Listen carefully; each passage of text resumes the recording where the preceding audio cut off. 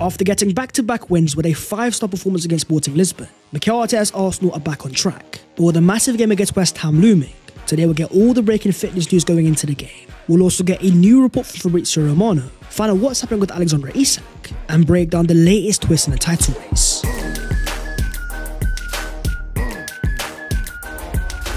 Yo, what is going on, guys? My name is Fabrizio and welcome back to your boys channel, and I hope you guys are doing sensational as Arsenal approach yet another massive game this weekend. We've got a lot of news going into it, so as per, smash a like on the video if you enjoy and subscribe to the channel if you are new, helping your boy on his road to 300,000 subscribers. But starting off with the Fabrizio Romano update. Having only signed his first pro contract in March 2024, Nwaneri has been quite the revelation this season. 4 goals scored in Arsenal's third highest goal scorer. Every time he's come off the bench, he's looked electric. A hell-earned star in the making. For a lot of Arsenal fans, we have seen a talent that doesn't seem normal. Years ahead of his age, technically and physically. That's where you've got this report from Fabrizio Romano, confirming that Arsenal are working on a new deal for Nwaneri, while their search for a new director continues. Talks with Nwaneri over a new long-term contract are considered a priority, with the club optimistic to get the deal done. Nwaneri is very happy at Arsenal, and it makes a lot of sense why it's a priority. Before signing that first pro contract, both Man City and Chelsea are both after him. And since breaking more into the first team this season, we have seen a real star in the making. With the one standout feature for me being his ability to get himself into goal-scoring positions, bursting past players with elegance and showing elite technical ability. You look at his cameo against Nottingham Forest in the Premier League, scoring his first ever goal, and a matter of only 8 minutes providing 2 shots and a key pass, as well as 1 dribble. Then a 12-minute cameo against Sporting Lisbon. Once again, 11 touches, 7 passes and 1 shot on target. This is what you call an impact player. Coming off the bench against tired legs, Nwaneri's got a demand for the ball, influential straight away like Martin Odegaard. In terms of profiles, I actually say he's more of a number 10 than he is a number 8. Different to Odegaard in the sense that he's more about the final action, with already 4 goals so far this season, scoring every single start for club and country. I wonder how many he's going to end up with this season. The talent is clearly in the family though, because here you've got his younger brother Emerson, who's been called up to the England under-15s. Another Nwaneri coming through at Arsenal. If we're going to talk about youngsters though, you've also got to talk about Max Dowman. 14 years of age, he's seen alongside Mikel Arteta, as he was once again involved in first team training. Now Arsenal's youngest ever player of course was Nwaneri, making his debut against Brentford at 15 years and 5 months old. But with Dowman still 14 until December, with games in the Carabao Cup against Crystal Palace, then the FA Cup following the new year, if Dowman makes any appearance this season, he will automatically become Arsenal's youngest ever player. But talking about midfielders, let's talk Thomas Partey.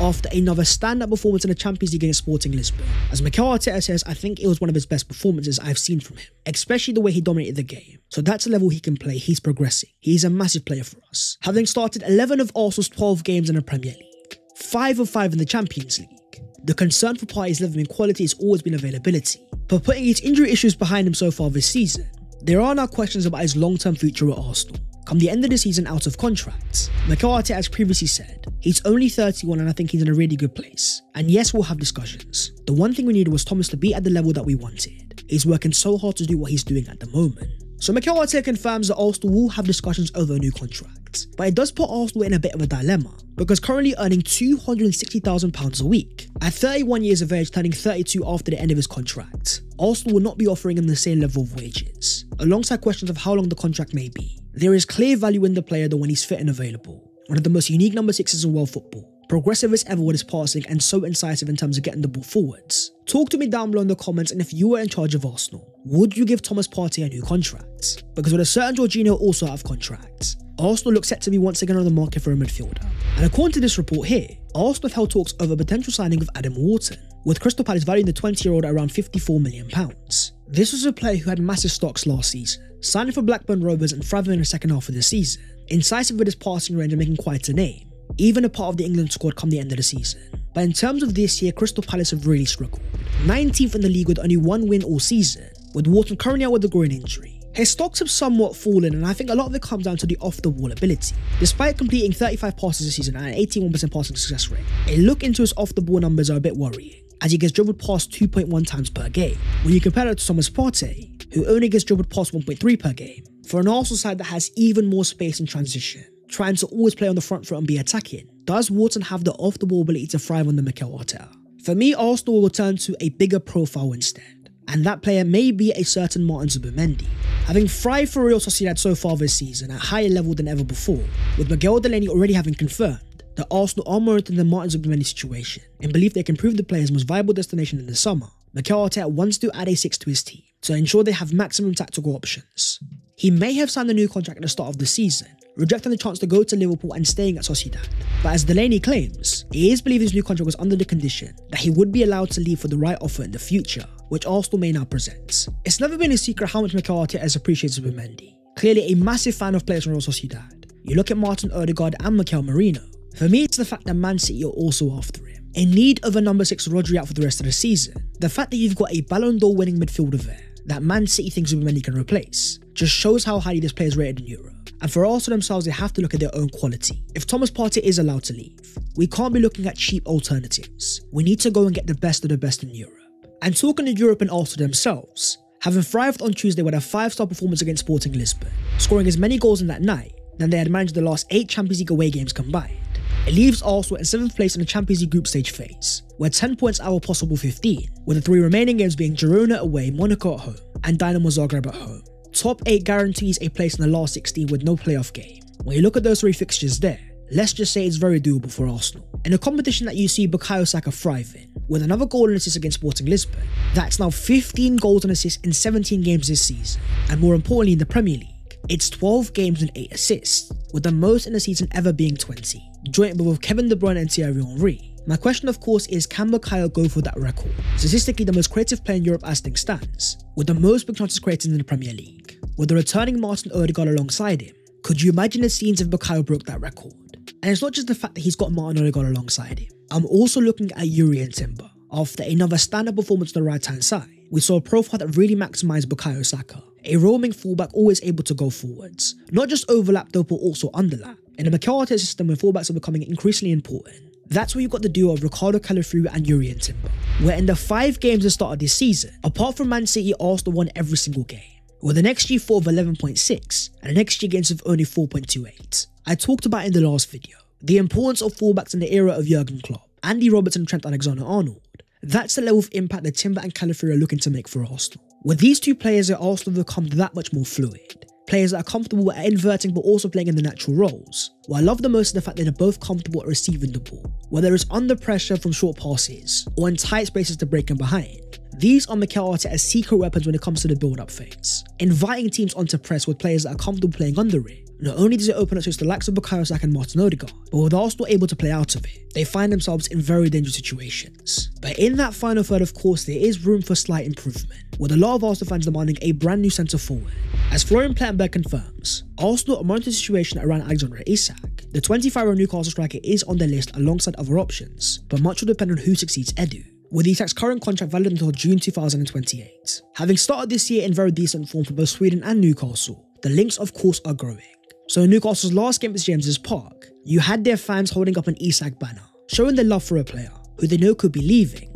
According to a lot of reports, talks have stalled over a new contract for Isak, with the Geordie starting to realise his future's in doubt. For me, a lot of it depends of course on the Champions League. At 25 years of age, Isak is a player that deserves to be in that competition. And with the top 4 battle being harder than ever this year, Chelsea, Spurs and many other teams in form, if Newcastle, as expected, don't get Champions League football, there's a very good chance that Isak leaves. But where things really get interesting is a potential new sporting director, set to have a massive say in what striker Arsenal sign. That's what brings us to Real Sociedad's Roberto Olabe. According to Gianluca Di Marzio, it's already well known that Roberto Olabe will leave Real Sociedad, and I've been told he's in advanced talks with Arsenal to replace Edu, which could start a new era at Arsenal. Having bought Isak to Spain in the first place, the negotiated his transfer to Newcastle, having Olabe at the Emirates Stadium could play a major part in Arsenal going for Alexander Isak. But then of course you've got Arsenal's last game against Sporting Lisbon, where he had a certain Victor Gyökeres starting against us. Saliba and Gabriel may have bullied him, but for me it's the fact that you had both centre-backs on him at the same time. A sign of respect from Mikel Arteta, with the only other player that Arsenal having done similar to being Erling Haaland. You also have to realise that Gabriel and Saliba are 2 of the best centre-backs in Europe. Not many teams have that same level of quality, despite that Gyökeres is still a clear threat all game, always trying to get a shot off as soon as he got the ball. There's a clear desire of being a top goal scorer there, a reason behind his elite amount of goal scoring this season. But with the transfer window currently closed, all Arsenal can currently do is focus on themselves. That's where you've got our current striker Kai Havertz, having scored his 8th goal this season against Sporting Lisbon. Our current top goal scorer finally playing once again as a proper centre forward, with the return of Martin Odegaard and Bukayo Saka. Not only are Arsenal more creative, but it's allowing Havertz to play more in his main position.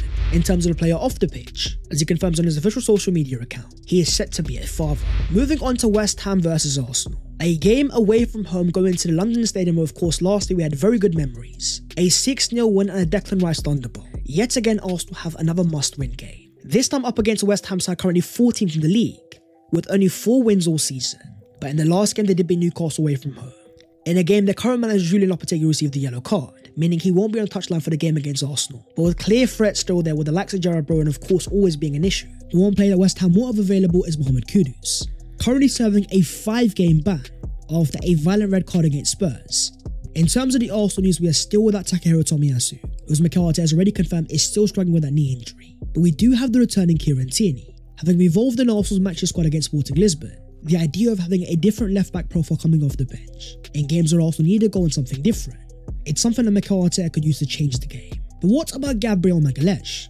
Taken off in the game against Sporting Lisbon in the 84th minute, with Mikel Arteta confirming we had to make the change because he felt some discomfort. Then when asked in his press conference about team news, Arteta says I've got not a lot. We have to wait and see how the boys are. A few were able to train yesterday, but hopefully today. So we have to wait and see. Even in terms of Gabriel, we have to wait and see. I can't give you an update. Once again, Arteta is keeping his cards close to his chest, but with no confirmation of any serious injury. Most likely Gabriel is going to be fit, and his importance of course can't be overstated. Not only a rock at the back for Arsenal alongside William Saliba, but also a major goal threat from set pieces, scoring his 3rd goal of the season against Sporting Lisbon, and his 1st in the Champions League. Here you've got a fantastic video that came out after the game, of Gabriel's brother watching the game at home. What I find so intriguing is the fact that you've got him squatting down for the corner, as if Arsenal had a penalty. The effect of Nicolas Jovo was there to be seen. And in terms of the celebration, of course, it may have caused controversy, with even Victor Gyökeres saying after the game, the Gabriel celebration, he's welcome to steal it if he can't create his own celebration. I didn't know he did that, but it's fun that he likes my celebration. But having placed his hands over his eyes instead of his mouth, a lot of people thought Gabriel got the celebration wrong. Post-game though, there's been a bit of a theory that instead of trying to imitate Gyökeres' Bane celebration, he was trying to be Batman instead. Theories will be theories, let's talk about lineups instead. For this game against West Ham, I think Arsenal got Raya and goal and a back four of Timber, Saliba, Gabriel and Calafiori, a midfield of Rice, Thomas Partey and Martin Odegaard, and a front three of Gabriel Martinelli, Kai Havertz and Bukayo Saka. The same exact side as started against Sporting Lisbon, with the options of Trossard, Jesus and Sterling off the bench, as well as of course Mikel Merino. It gives Mikel Arteta a lot of flexibility to change a game that of course could be difficult. Last year West Ham away was a walk in the park, but this year round, I'm fairly sure they won't let Arsenal walk over them like that again. On the same weekend, of course, that you also have Liverpool versus Man City. This is going to be an integral match day for the title race, with Man City going into the game having gone 6 games without a win, bottling a 3-goal lead in 15 minutes against Feyenoord. Pep Guardiola seen after the game with a cut above his nose. Liverpool are going to be major favourites going into this, not only currently top of the Champions League group, but also in the Premier League, having just beaten the European champions Real Madrid 2-0. There is no denying that this is the most informed team currently in Europe. 9 points clear of Arsenal and 8 points clear of Man City. Going into the game, according to Arne Slot, Trent Alexander-Arnold is going to be fit and he's ready to start, but the likes of Konate and Bradley are both doubts, with both still being assessed. For Arsenal, all they can do is focus on themselves, get the win against West Ham before this game here. But I want to ask you guys a question down below in the comments. What do you think is going to happen on this game on Sunday, and what do you want to happen? A Liverpool win, a Man City win, or do you want a draw? As according to the XG, in terms of the current chances to win the Premier League title, Liverpool have a 50% chance, with Arsenal and City both at 21. But that is the video there and there, so hopefully you guys have enjoyed. If you have, don't forget to smash a like and also subscribe to the channel if you are new. If you want to follow boy on all of the social medias, then the links are down below in the description. But that was all of your latest Arsenal news today, going into a massive game against West Ham. 6-0 was nice last year, but this year all I really care about is the 3 points. Get those there and we focus on Man City versus Liverpool. So my friends, we'll speak very soon. Take care. Bye in a bit.